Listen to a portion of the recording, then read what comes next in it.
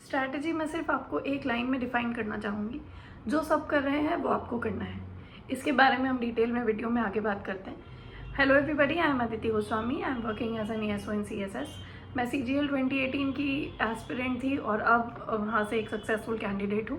तो मैं अपनी स्ट्रैटेजी आप लोगों के साथ ज़रूर शेयर करना चाहूँगी। थोड़ी सी भी अगर आपको इससे मदद मिलेगी और आपके मार्क्स और रैंक इम्प्रूव होगी तो आई बी ग्लैड। BTech की है इलेक्ट्रिकल इंजीनियरिंग से। उसके बाद तो ग्रेजुएशन मेरी मई 2017 में कंप्लीट हुई है।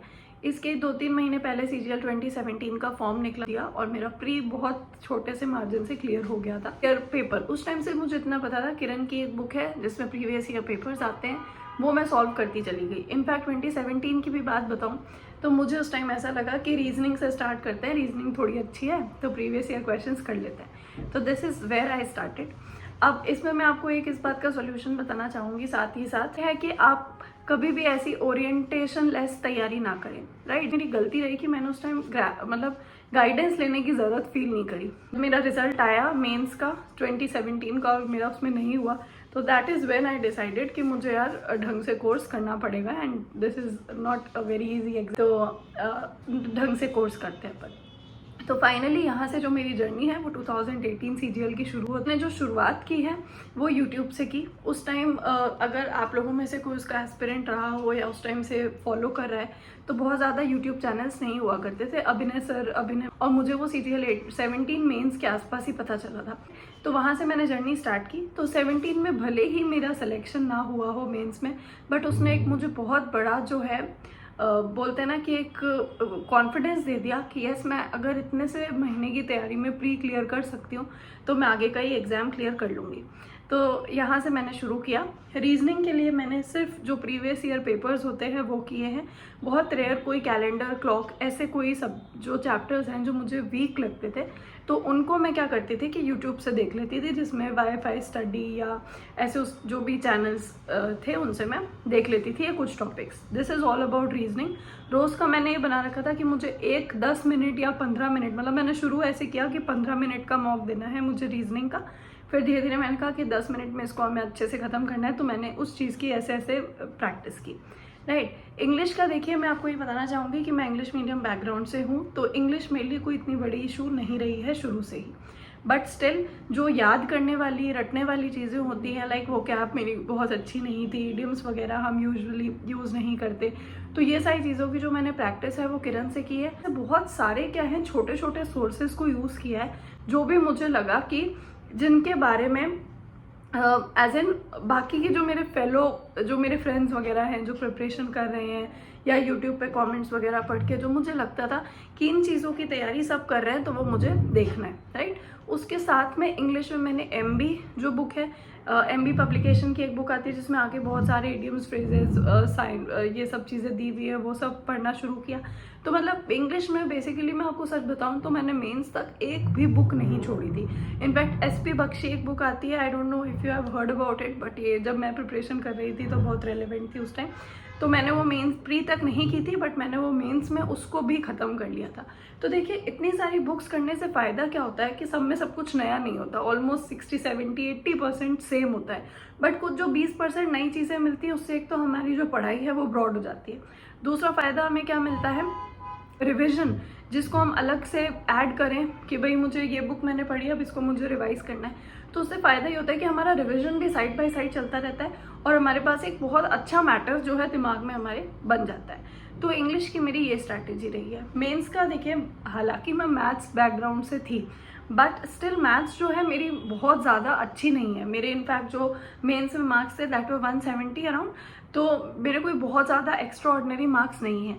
बट मैंने कोशिश हमेशा ये की है मैथ्स के लिए कि जैसे अभिनय सर से मैंने मैथ्स पढ़ी, ठीक है, फिर पवन राव सर का जो पढ़ाने का ढंग था वो ऐसा था कि थोड़ा सा भाई ऐसा होता है कि हम एक बार कोर्स पूरा कर लेते हैं, उसके बाद हमें ऐसा लगता है यार अभी भी मेरे चैप्टर्स वीक हैं, तो अगर मैं किसी और फैकल्टी से पढ़ूँ, क्या पता वो और बेसिक से पढ़ाएं तो मेरा और स्ट्रॉन्ग हो जाए।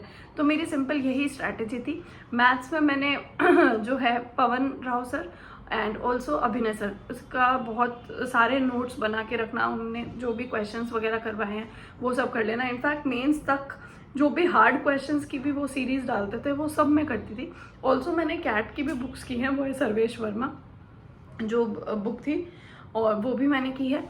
और ऐसे कुछ चीज़ें करके बेसिकली मेरा मैथ्स में पर्सपेक्टिव था कि क्योंकि मैं इतनी क्विक नहीं हूँ मैथ्स में या कैलकुलेशन ट्रिक से मैंने, बट ये बात मैं ज़रूर कहना चाहूँगी कि मैंने कभी भी मैथ्स ट्रिक से नहीं की है, क्योंकि मेरा शुरू से मैथ्स का बैकग्राउंड रहा ही है 11, तो मुझे वो एक्स लेके और वैसे क्वेश्चंस करने की आदत थी, जिसको मैं बहुत रेयर कोई क्वेश्चन है ऐसे इक्के दुक्के जो कि ऐसा है कि मुझे उनका कॉन्सेप्ट समझ ही नहीं आ रहा है, और अगर वो पेपर में आ भी गए तो मैं अगर उसको कॉन्सेप्ट से चलूंगी तो मुझे बहुत ज़्यादा देर लग जाएगी। तो मेरी ये स्ट्रैटेजी रहती थी कि मैं उसको जो है मतलब उनकी ट्रिक्स कर लूँ। तो मैथ्स का आप इसके हिसाब से अपनी मोल्ड कर सकते हैं। देखिए, अब जीके जो है लास्ट चीज़, उसका बहुत ही सिंपल सा लॉजिक है, क्योंकि जीके बहुत बड़ी है।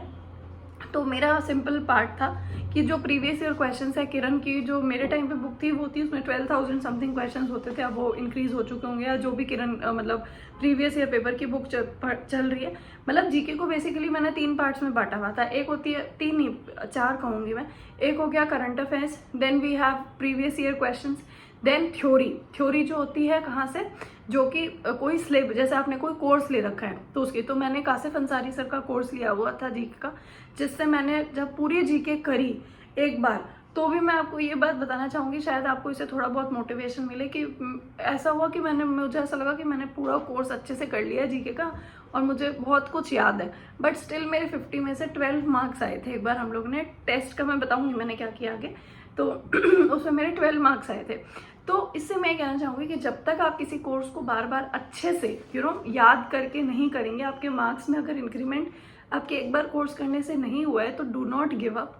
आप उस चीज़ को रिपीटेडली करते रहिए, तो आपको श्योर एंड शॉर्ट आपके मार्क्स में जो है डिफ्रेंसिएशन दिखेगा, राइट।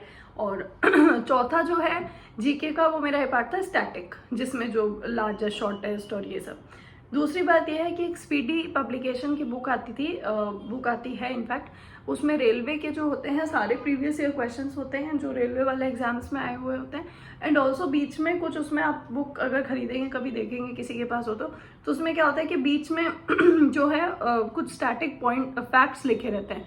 स्टैटिक भी होता है प्लस जैसे सब्जेक्ट वाइज साइंस के, अब जैसे बायो के उसमें कुछ फॉर्मूलेज वगैरह होंगे, not formulas, I mean chemistry के फॉर्मूलाज हो गए, फिजिक्स के कुछ ये सब हो गए। तो ऐसे करके वो एक बुक बहुत ही ऑल इन वन बुक है। अब तो ये बात हुई चारों सब्जेक्ट्स की। नेक्स्ट बात जो मैं करूँगी वो ये है कि टेस्ट सीरीज जो सबसे पहले मैंने ज्वाइन की थी वो हमारे बीकानेर में एक इंस्टीट्यूट था, वहाँ से ज्वाइन की थी। वहाँ पे वीकली एक टेस्ट होता था एंड ऑल्सो वहाँ के टीचर्स की गाइडेंस भी रहती थी। तो ये कुछ बुक्स हैं जैसे कि स्पीडी वगैरह हो गई, ये सब मुझे वहाँ से ही पता चली थी, राइट। और टेस्ट का ये था कि क्योंकि 2 जगह से टेस्ट देती थी मैं, एक ही हो गया ऑफलाइन टेस्ट और एक होता है ऑनलाइन टेस्ट, है ना। तो ऑफलाइन टेस्ट मैं यहाँ पे जाके देती थी जहाँ पर हफ्ते में एक टेस्ट होता था।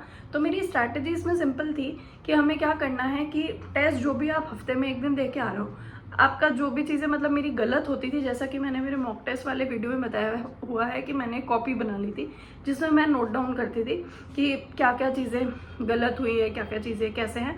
तो उनको मैं पढ़ती थी, उन चैप्टर्स को मैं हफ्ते भर का ये टारगेट बनाती थी कि मुझे इनको कैसे भी करके एक बार अपनी नज़र से निकालना है, एक बार इनको मेरे को समझना है इन चीज़ों को, ताकि वो सेम गलती अगले टेस्ट में रिपीट ना हो। और इसका मुझे बहुत अच्छा फ़ायदा मिला जब मैंने वो इंस्टीट्यूट ज्वाइन किया था टेस्ट सीरीज़ के लिए। तो मेरी इतनी अच्छी रैंक्स वहाँ पर नहीं आती थी, but as and when time pass मेरी रैंक भी इम्प्रूव हुई और मार्क्स भी ऑब्वियसली इम्प्रूव हुए। फिर ऑनलाइन टेस्ट की जो बात करें तो एक था SSC ट्यूब, एक था टेक्स्ट बुक, एक था ग्रेड अप, और बाकी जो भी मुझे फ्री मॉक्स मिलते थे मैं ऐसे कोशिश करती थी कि हफ्ते में एक ऑनलाइन टेस्ट में दे दूँ।